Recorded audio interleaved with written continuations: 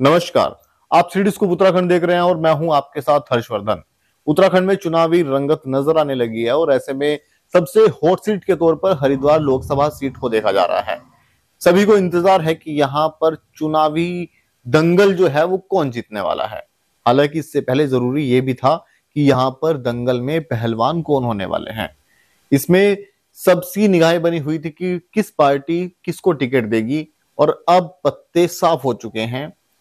भाजपा से पूर्व मुख्यमंत्री त्रिवेंद्र सिंह रावत, जो कि अपने समय में जब वो मुख्यमंत्री थे तो सबसे असफल मुख्यमंत्री के तौर पर आंकड़ों में सामने निकल कर आए, उनके पूरे कार्यकाल होने से पहले उनको हटा दिया गया।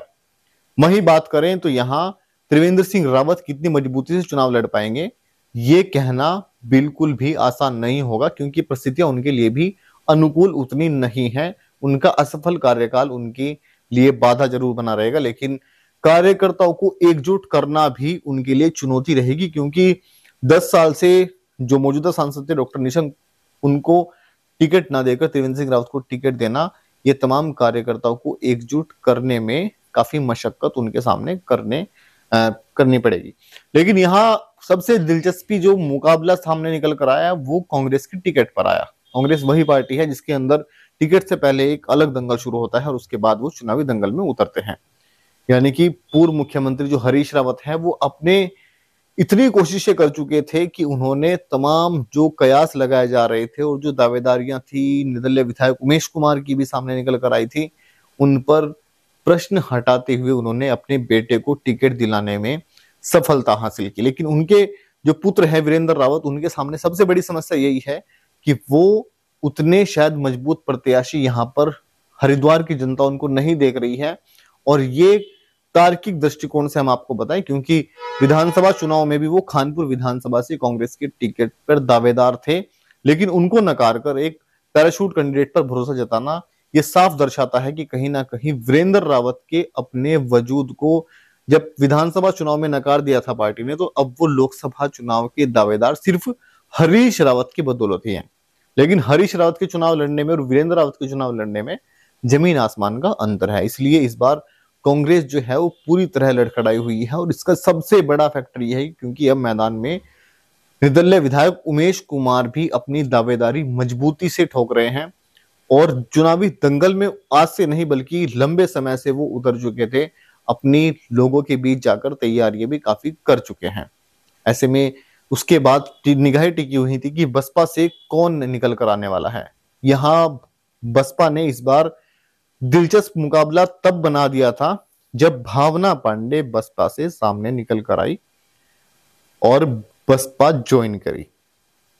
भावना पांडे वही हैं जिन्होंने सबसे पहले यहां पर अपने आप को लोकसभा प्रत्याशी घोषित कर दिया गया था, स्वयं घोषित कर दिया था और उन्होंने तमाम होर्डिंग्स के माध्यम से करोड़ों रुपए खर्च करके अपने नाम को मीडिया तक पहुंचाने में और जनता तक पहुंचाने में कोई कसर नहीं छोड़ी। लेकिन उसके बावजूद भी जनता ये देख रही थी कि वो बिल्कुल भी अपना जनाधार यहाँ जुटाने में नाकाम रही हैं और 5-10 हजार वोट तक ही सिमट जाएंगे ऐसा कहा जा रहा था। लेकिन भावना पांडे ने अपने वजूद को कायम रखने के लिए या फिर बसपा के कैडर वोट को अपनी तरफ रिझाने के लिए उन्होंने अपने आप को भारी दिखाने के लिए बसपा ज्वाइन की। ये इतना आसान नहीं है भावना पांडे का बसपा ज्वाइन करना, जो आप समझ रहे हैं ये काफी उलझा हुआ है। भावना पांडे वही नेत्री हैं जो सबसे पहले हरिद्वार लोकसभा सीट में अपनी हलचल पैदा कर रही थी, लगातार विधायक उमेश कुमार को टारगेट कर रही थी।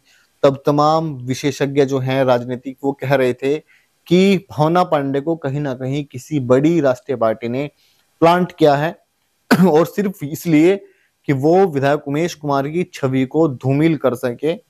और ये स्थिति अब और ज्यादा समझने में आसान हो रही है कि वो वाकई में ही प्लांट की गई थी। हालांकि उसके बाद भावना पांडे को जब बसपा ने टिकट दिया तो वो कहीं ना कहीं कांग्रेस को नुकसान नहीं पहुंचाती नजर आ रही थी, बल्कि भारतीय जनता पार्टी को नुकसान पहुंचाती नजर आ रही थी, क्योंकि मुस्लिम वोटर्स उनकी तरफ बिल्कुल भी प्रभावित नहीं होता और ना ही दलित वोटर।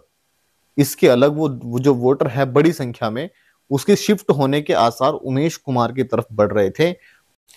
आपको बता दें कि ये जो माहौल है इसमें सबसे महत्वपूर्ण ये सामने निकल कर आया है कि बसपा ने अब पूर्व जो विधायक हैं उत्तर प्रदेश से, मीरापुर सीट से, उनको मैदान में उतारने की तैयारी की है।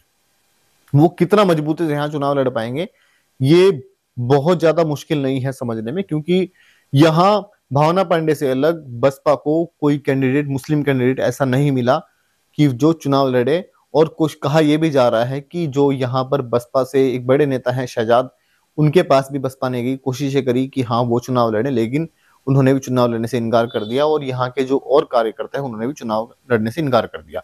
इस बीच बसपा इतनी कमजोर हो चुकी कि यहाँ के जो नेता हैं वो बसपा छोड़कर भारतीय जनता पार्टी की तरफ रुख करने लगे। इसमें सुभाष वर्मा जो पूर्व जिला पंचायत अध्यक्ष रहे हैं उनका नाम सबसे पहले सामने निकल कर आया। उसके बाद जो सुबोध राकेश हैं उनका नाम सामने निकल कर आया। और उसके बाद ये जो है, जो पूरा माहौल बना हुआ है बसपा का, वो काफी कमजोर नजर आ रहा है। अब ये जनता इतनी बेवकूफ अब नहीं रही है कि इस पूरे जो घटनाक्रम है उसको ना समझ पाए। ये सीधे तौर पर भारतीय जनता पार्टी की तरफ देखा जा रहा है कि भारतीय जनता पार्टी ही कहीं ना कहीं बसपा को मुस्लिम कैंडिडेट देकर अपने पक्ष में माहौल करना चाहती है। लेकिन ये जो हरिद्वार जिले की जो 11 सीटें हैं इन पर कौन भारी होने वाला है ये भी सवाल बना रहेगा। भावना पांडे अब जो सबसे पहले अपने आप को खुद घोषित कर चुकी थी प्रत्याशी, अब वो चुनाव लड़ती हुई नजर नहीं आ रही है, बल्कि वो अपना समर्थन त्रिवेंद्र सिंह रावत को दे चुकी हैं। अब इस पूरी परिस्थिति में त्रिवेंद्र सिंह रावत और भावना पांडे, इनके फोटो जो आपको दिखा रहे हैं इसको देखकर आप समझ जाएंगे कि ये कहीं शायद ऐसा तो नहीं था कि 6 महीने पहले ही त्रिवेंद्र सिंह रावत को इशारा हो गया हो टिकट का और उसके बाद उन्होंने भावना पांडे को यहां पर सक्रिय कर दी गई हो, सिर्फ विधायक उमेश कुमार की छवि को धूमिल करने के लिए और उन पर जो आरोप प्रत्यारोप का जो बोझ है वो इतना बढ़ा दिया जाए कि वो लगातार कमजोर होते चले जाए। ऐसे में कयास जरूर लगाए जा रहे थे, लेकिन अब पिक्चर साफ धीरे धीरे हो रही है। ऐसे में उसके बाद भावना पांडे ने जो दावेदारी जता रही थी, भावना पांडे हरिद्वार जिले से अपनी खुद की पार्टी से, वो बिना की सोचे समझे, बिना देरी किए वो अपना एकदम फैसला बदलती हैं और तुरंत बसपा में जाती हैं।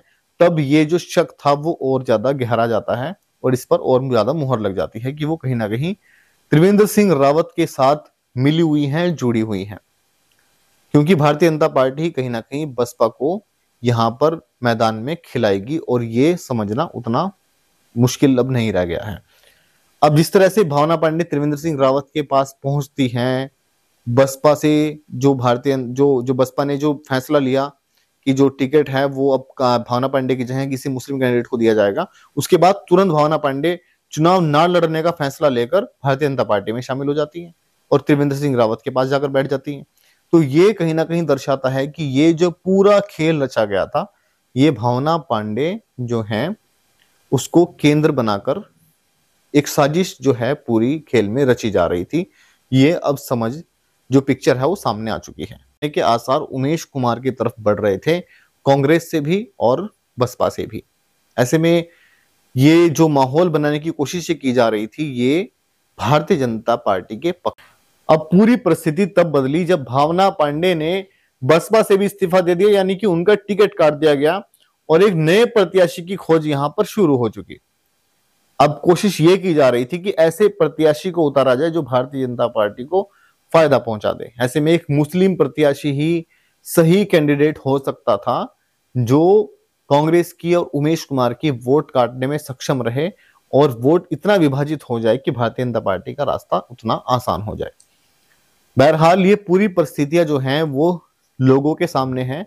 हम ऐसे में भारतीय जनता पार्टी जो है वो अपना जो वोट अपने जो दायरा है उसमें इतने नेताएं डाल चुकी है कि वो जब भी कार्यक्रम करते हैं सिर्फ नेता नजर आते हैं, आम जनता का बड़ा उतना लगाव या सरोकार देखने को नहीं मिला है। ऐसे में जो तमाम रैली अगर करीब से देखी जाए तो नीचे जो गरीब तबका है और जो बड़ी संख्या में यहाँ का जो वोटर है वो शांति से पूरे माहौल को देख रहा है कि उसको किसके पक्ष में जाना है और किसके तरफ उसको अपने वोट का इस्तेमाल करना है।